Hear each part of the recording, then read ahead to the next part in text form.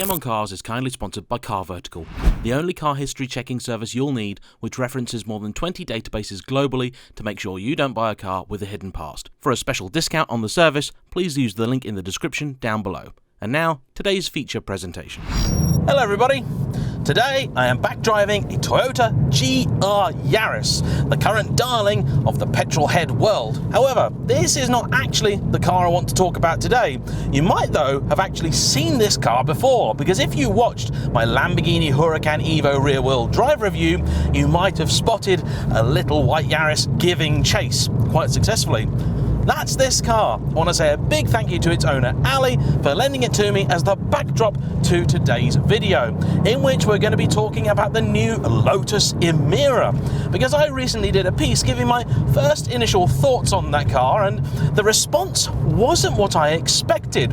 It seems that a lot of people thought I really had it in for the Emira and Lotus in general, but that isn't really the case, so I thought I'd take some time to dissect what happened there and talk in further detail now we know a little bit more about the car and how I think Lotus should really move forwards. As today's topic is all about learning, I have to give a mention to our sponsor, Skillshare. They've been supporting the channel for the past 6 months. This is the final placement from them for now. In case you missed it, Skillshare is an online library full of amazing classes talking about everything from sewing to playing the guitar.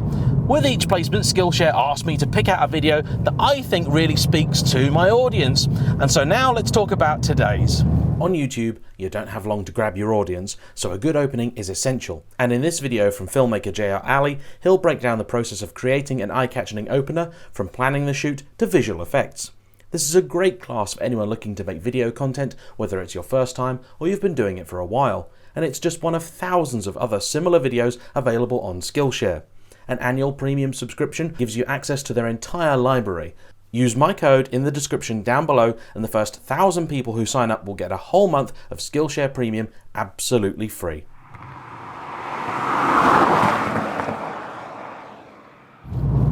And now back to the action. Why is it that I have chosen the GR Yaris as the backdrop to this video? You're in actual fact going to be seeing another piece of GR Yaris content from me very soon, which was actually filmed before this, but I had to get this video out because of the Skillshare deal, and I also wanted to talk about this while the topic is still fairly fresh. The next video, in case you're wondering, is going to be a comparison of this and a Lancia Delta Integrale Evo 2, two legendary rally cars. This really is absolutely at home on this kind of road, and this is the kind of road where I suspect the new Lotus Emira is going to do very well. If you haven't seen my previous video, allow me to summarize what I said, what people found controversial, and then we shall expand on these topics. The first thing that upset most people was the fact that I didn't really fall in love with the looks of the Emira. The fact that looks are most definitely subjective apparently is lost on most internet commentators, and because they loved it, apparently I should too. In fact, the general consensus seemed to be that because most other people liked the car, the fact that I said I wasn't in love with certain things meant that I was being deliberately controversial. As a YouTuber, or really as a commentator of any kind, you're always stuck in this sort of rock and hard place scenario where if you say something nice about a product, you're just saying so to get another press car out of the company or to please people, whereas if you say something not nice, you must just be deliberately trying to provoke controversy and get views and all that stuff.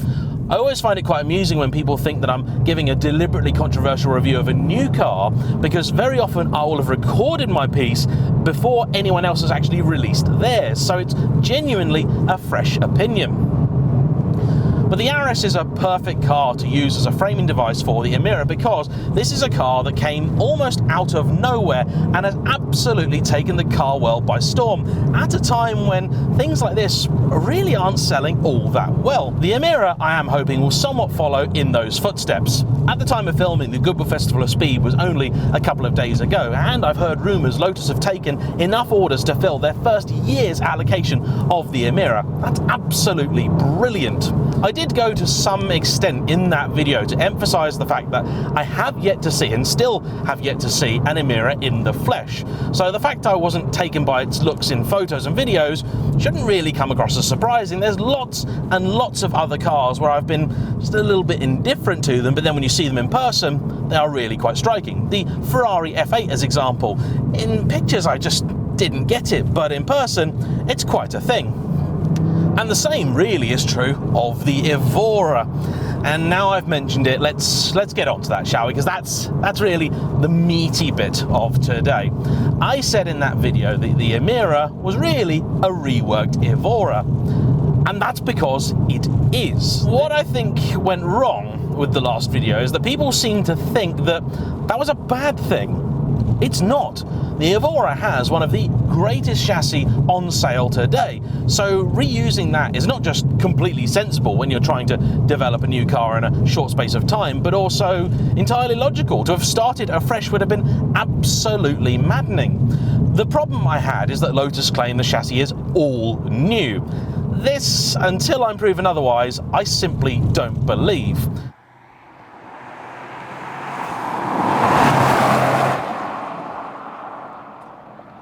One giveaway is the fact that the wheelbase is completely unchanged from Evora. If you are designing a new two-seater from the ground up, it seems very, very odd you just accidentally wind up with precisely the same wheelbase as a 2+2 that also happens to be in your lineup.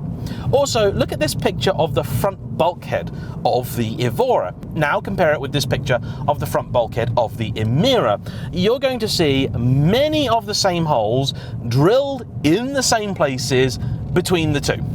Are they the same?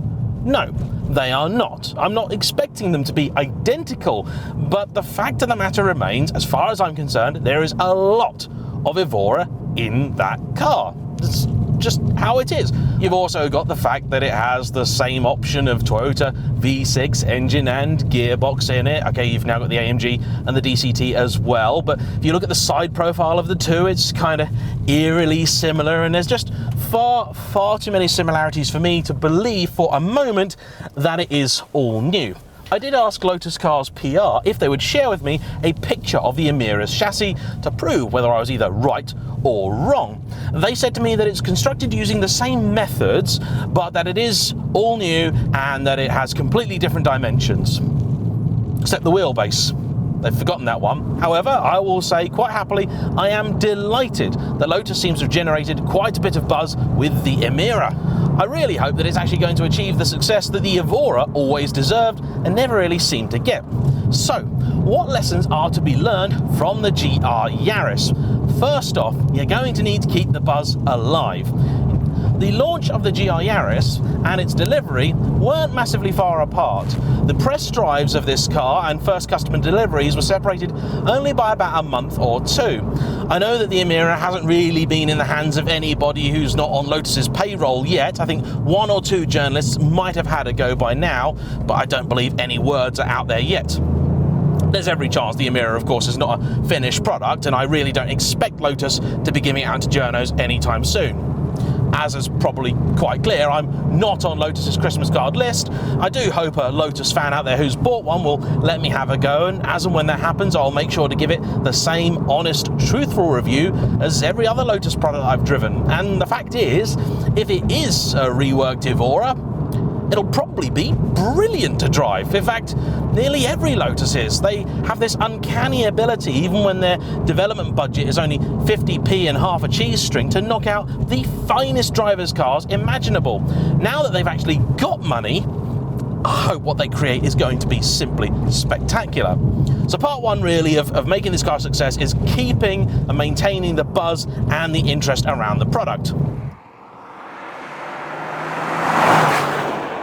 The second thing for me that is key, I think, is getting some numbers and some specs out there fairly soon. We have a few already. We know that the base car is going to be about £60,000. It's going to have a 4-cylinder AMG engine with a DCT gearbox. There's also going to be a V6, the Toyota supercharged V6 that was in the old Evora, but that is currently slated to have about 400 horses, And that is just odd. I'm very confused why Lotus would choose to launch a car with less power than the outgoing one.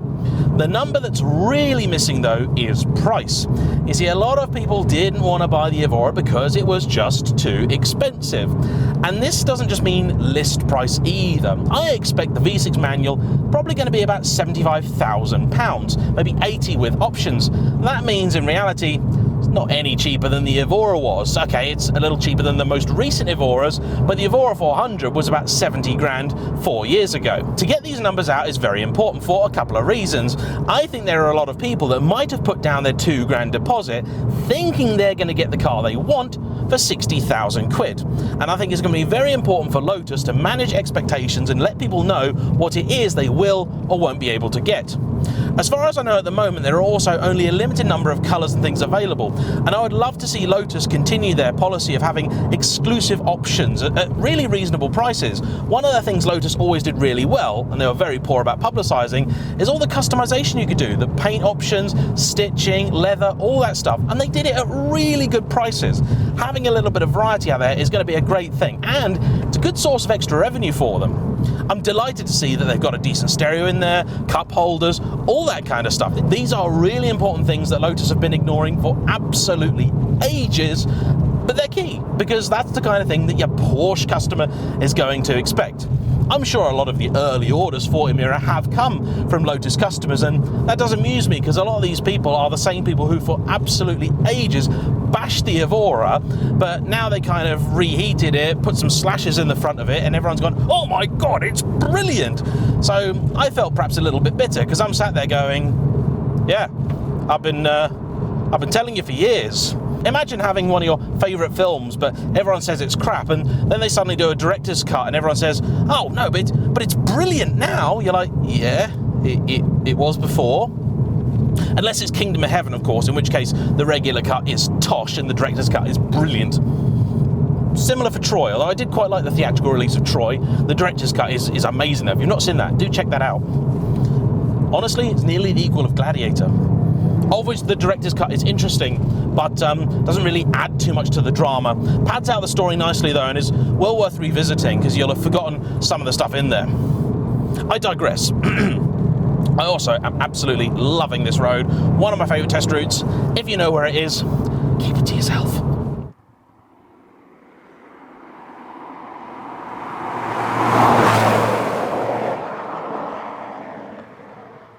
Currently driving this car in track mode, where it's got 50-50 distribution on the all-wheel drive system. That is by far the best way to enjoy it. Sport mode puts it 70% rearwards, and that means the car does want to rotate under you just a little bit more than I would like it to. One of the other things Lotus is going to need to sort out in terms of numbers is finance. Because you see, that's historically been a bit of a Lotus weakness. Their finance was never really very good. The deals on Elise, Exige and Evora were, quite frankly, comical.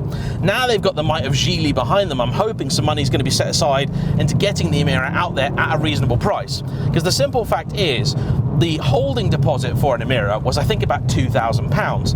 And that's not a huge amount of money to the sort of person looking at buying sort of 60, 70 grand car. But you need to know ASAP if these people are going to commit. It's no good having all these potential orders if everyone then turns around and goes, yeah, actually, I don't think I want it anymore. You know, it's a bit too much money. So you need to tell them soon, here's what it's going to cost for the car that you want. Here's how much deposit we're going to need for finance. Here's what the monthly payments are going to be. Make sure they're reasonable deals. And then if people still commit, they still keep to their orders, that's when you know you've got a hit. I do believe the car is basically booked until about 2023, which is fabulous. But I also want to know what's going to be going on next, because I just don't believe that the 400 horsepower V6 is going to be the last gasp for that engine. If it is, that's an absolute travesty. I heard many rumours about a 500 horsepower variant coming, and that's nothing new. I mean, they've been talking about engines with that amount of power since the Evora days. I mean, 5 years ago, apparently Lotus had an engine running at about 470 horsepower, nice and happily, and other tuning companies like Comotech have done the same. It was the gearbox really that was holding that car back. So I want to know what's going on with that. I can't understand why they've released it with the kind of numbers and performance that they have. The other thing I hope that they have solved is that, oh, blooming heck, burning my eyes out. What I do hope that they've solved, and I'm a little bit apprehensive about this, is the feel of speed. You see, the Evora, as much as I love it, and it is one of the finest driving cars you'll ever experience, it never felt that quick. It never, ever felt sort of 400 horsepower. It just didn't. And I hope Emira does, because otherwise you're going to have a lot of disappointed people. They're going to get in the car and go, oh, this doesn't feel right. First and second gear in an Evora should have pulled your face off, and they just didn't. It was very, very odd. I think the car was torque limited, which would not be a new thing for Lotus. They've had to do that several times before, and I don't know. It's just, I just hope that we don't get to the stage where the Emira comes out and everyone goes, yeah, oh, it's brilliant. But I just want all the reviews to say it's brilliant. Full stop. Buy one. If you haven't bought one, you must be an idiot. There's a rumour circulating on Facebook at the moment that they're really only doing the V6 to actually use up all of the engines that they've already bought in, and when they're done, they're done. This could just be internet conjecture, but very, very possible. However, there is actually some historical precedent for this, because the old Elan, the early 1990s M100, they did a Series 2 of that. And the reason they did that is because they built the original batch, then they fired everyone who built it because they were going to can the car, and they eventually brought in Elise. But they realised actually they had about 800 engines left over. So they needed to do something with those, so they suddenly rehired a lot of the people they just fired and told them to build a bunch more cars until they had no engines left. And that's where your S2 Elan came from. So there's a little bit of sort of believability to that rumour, but not masses of it.